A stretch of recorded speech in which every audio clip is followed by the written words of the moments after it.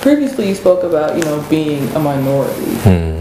That's not one of the questions, but it kind of got me thinking. How hard is that, like, in the business, in the journalistic, business? How hard is that, being a minority? Well, I mean, it has its pluses and minuses because I think, I don't know, sometimes I think you have to, sometimes it sounds like you got to prove yourself more, because I think people have certain stereotypes, mainly because they haven't engaged people from different backgrounds. So I think they make certain assumption about you, maybe that you don't know certain things, you're from Africa, what do you know about this or America? And like and I'm not saying this to be negative on the paper, but I remember the first day I went to the Tennessean as an intern in '94, on the copy decks where I was working, usually there's when you don't have your own password yet, you sign on as somebody, just to get you online until you be able to get on your own account. And I remember the first message I saw come across my computer, where people on the copy decks and everywhere could send messages to each other, and was somebody who's now in management a little bit over there, sent a message to the other copy editor, so that's the new intern, right? And I'm like, that troubled me for a long while. I was like, what do they mean by that? Am I looking so different that I can do the job? I never had a boldness to ask that person, what did you mean by that? But I'm just wondering, and that was not intended for me to see, it was kind of, I guess they didn't realize I was signed onto the system as someone else, so they were just, that haunted me for a while, saying, well, is it, maybe, I don't know, was it because of my color? Was it because of the way I look? Did I look too young, like I can do the job, and so that was. And I remember one time too, another colleague, and she may not have meant any harm, but we were just having a conversation about writing, and she became an editor later, and then she left and went to do something else in the media communications field. But she was saying something about she didn't think journalism was something for black people or something like that, And she didn't say it in a mean way, but she was just saying, I guess if you look at what people good at or what people do, and that kind of puzzled me, So you get stuff like that. I think people question you, sometimes, and I'm not saying that's always the case. I've had some good bosses and people who maybe was a little bit hard on you, or they feel like you had to prove something. But I guess you can't let all that get to you. You can't really have a thin skin and succeed in this business. You have to let certain things fly by, and if you're a person of faith, you just press on, what you're there for, and I think as people start to see your capabilities and stuff, then all of that start to go away, because they realize that yes, you can be just as good, or something like that. And so I mean, I try to just keep an open mind, and like I said, I go to a lot of these trade groups meetings, and I may be the only one there, but I really don't dwell on that, the fact that these are people that have information that I want to know.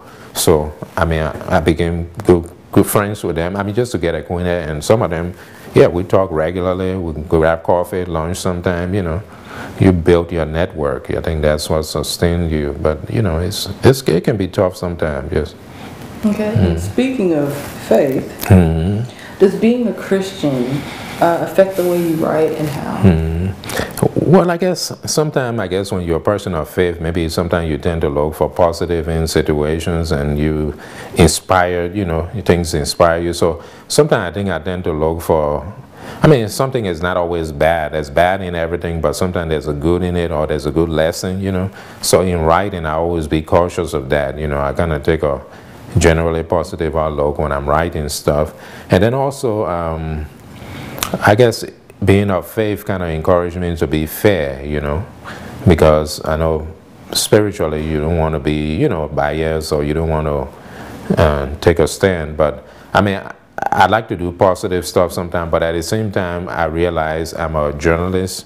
So when it comes to faith, I do keep my beliefs in my mind, but at the same time, I also try to not let it sway me in terms of my objectivity, because I think when I'm being a writer, doing a journalism story, I don't lose my faith, but at the same time, I can inject my opinion, maybe on a controversial subject, into the story. I have to still strike that balance, and so forth. Okay. Let's see. On a scale of 1 to 10, how hard do you think you worked, to get where you are today? Yeah, I think maybe 8, maybe a little bit too high. Some of it too, I think you, in addition to just working hard, you got to learn how to work smart too, because you can put in a lot of hours doing things, but if you take, keep focus on, well, what do I need the most, you know, for this story, and just focus on maybe those 1 or 2 people rather than talking to the world. But, you know, new media jobs can be very demanding, you know. I mean, if in a way, if you're not careful, it can become your life, you know, because, you know, you, like as a reporter, I have to come up with stories every week. My editor and I sit down every Thursday, 1, 3, or 4 things for me I'm going to write for next week. Now, if I'm not out there keeping up with what's going on, that's a lot of pressure. So when you're home, you're thinking about the job, right? You know, kind of, what story am I going to have tomorrow morning when I go in, you know, and sometimes things don't break, so you need to have longer, bigger picture ideas. So yeah, I mean, it's very, I've had to work hard. And like I said, sometimes you have to prove yourself, you know. Again, maybe some people just a little bit harder on you, again, because there's initially, until they get to know you, there's this question of whether you belong, you know.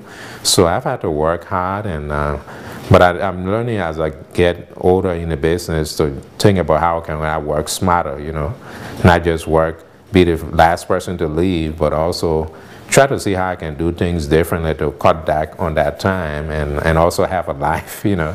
Because I think it's important to strike that balance when you start, because when you just going all at it like that, you know, it can, you get used to that, you know, you get into that stroke, and sometimes you're writing a story and you know the time is almost 6, 7, but you're in a groove, you know.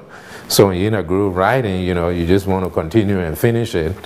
And I think it becomes a challenge, especially when you start to have family and stuff, because you don't want to be neglecting, you know, somebody when you're home at a certain time, and then you got to choose between, oh, I want to write this story.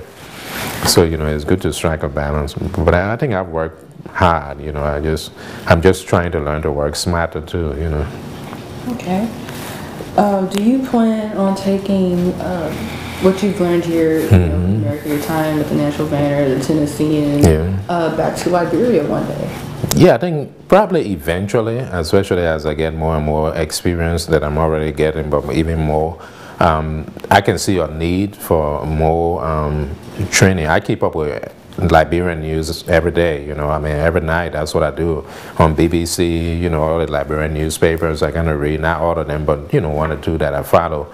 And I'm really in tune with what's going on, but I see there are certain things maybe a little bit lacking in the journalism. For example, I was showing a coworker the other day, I've seen one of the best papers that I read back home online, 2 different times in the last month or 2, they did a man on the street, you know, where there's a topic. One was a senator died, so they were getting people reaction about him. And in both of those cases, everybody that they interviewed, maybe one was about 10 people, one was 8, were all men, you know.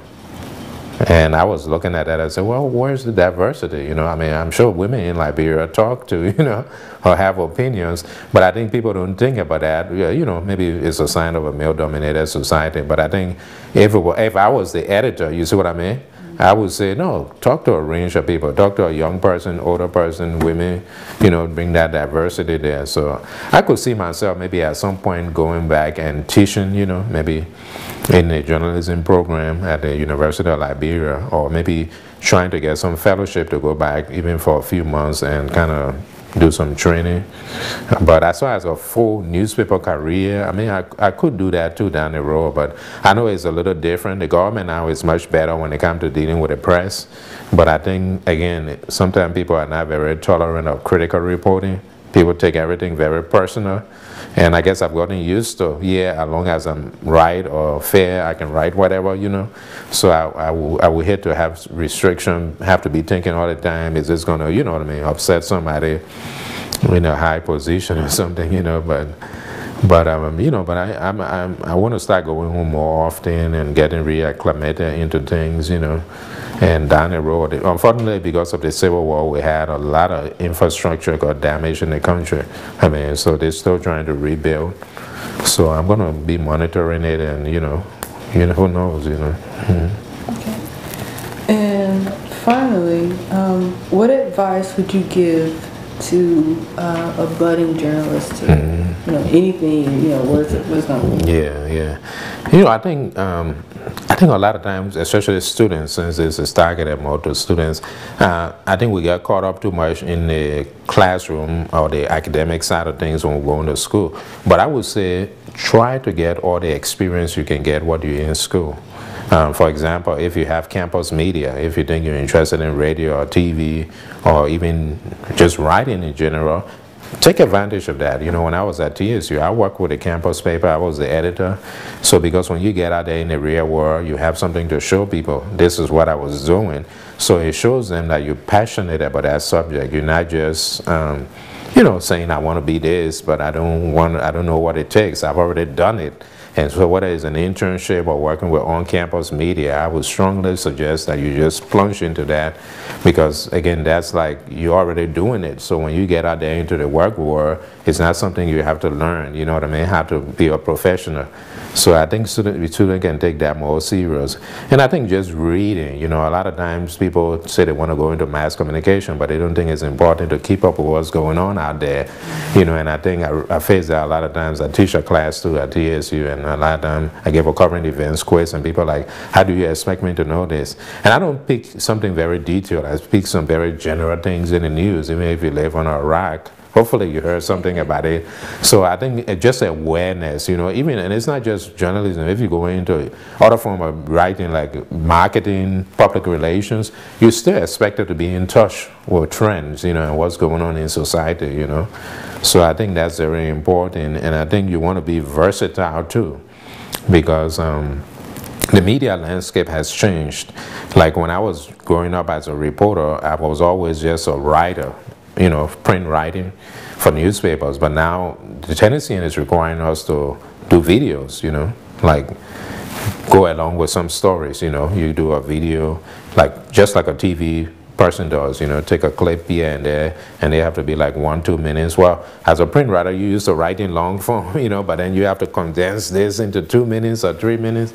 So, I think the more versatile you can be, especially with everything that's going on with technology now, social media, young people have an advantage because I think they grew up on that technology. Some older journalists, it's a struggle for them to get into all that, but you got it naturally, and the way information flows is changing. People read stuff on these social media, Twitter and all those things before maybe they get the paper the next morning. So I think just learn everything you can, and when you come into work, just be open to doing different things, because nowadays you have to adapt if you're going to be competitive out there. You can't just be a one-trick pony. I can just do this, but I can do video, I can do, other things they're requiring you to do. You have to be versatile, And the last thing I would say, just try to build your confidence. And again, it comes from doing it, because sometimes if you're not confident in what you're doing, then that shows in your work, And so sometimes if you're not, don't be afraid to try things or to fail, because sometimes you never know. The talent in you might be much better than you think. So I think sometimes we limit ourselves, and so forth. All right, well, thank you so much. Okay, you're welcome. Thank you for the interview and all that wonderful words and nuggets of wisdom. Yeah, okay. And hopefully, with the website, Nashville Journalist, people will actually look at it, and actually learn something from it. Yeah. And I'm just saying, it's important to be humble too. I forgot that point when you were talking about being a Christian and in the news. But, sometimes when you're a journalist, I'm not on TV, but at least I'm in the paper and I write a column every other week. So people recognize you out there. But I always look at it as, that's my job. I'm working, So it's not like some people, I think, if they get a little bit of exposure, they let it get to their head, you know what I mean? And so it's just important to stay humble, in whatever you do, wherever you reach in your career or stuff like that. Just remember where you came from, and I think that inspires me.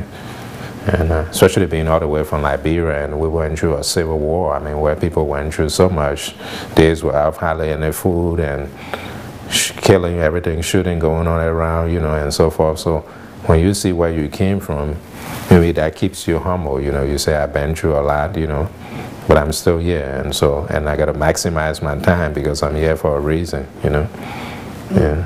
Yes, sir. Almost said amen. Right, all right. Yeah, well. I just forgot to make that point. Well, that's it. All right. Thank you. Yeah, you're welcome, man. And best wishes on your career. And, yes, sir. And what level are you now? Almost senior? Or? Yes, sir. I am a senior. Okay, that's good.